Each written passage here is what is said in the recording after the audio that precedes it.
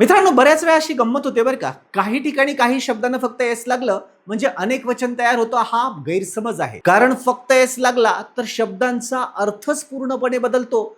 अशी काही शब्द आहेत, जसं वूड. वूड जर म्हटलं तर त्याचा अर्थ होतो लाकूड, पण वूड्स याचा अर्थ होतो जंगल. गुड, गुड याचा अर्थ होतो उत्कृष्ट किंवा चांगला, पण गुड्स या शब्दाचा अर्थ होतो माल किंवा सामान. एअर या शब्दाचा अर्थ होतो हवा, पण एअर्स या शब्दाचा अर्थ होतो अहंकार, अहंभाव. आयरॉन या शब्दाचा अर्थ होतो पोलाद, पण आयरॉन्स या शब्दाचा अर्थ मात्र होतो हातात टाकलेल्या, पोलिसांनी टाकलेल्या बेड्या.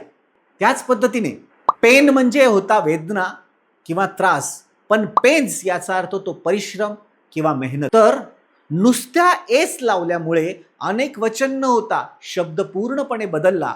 असे काही शब्द तुम्हाला माहिती आहेत का?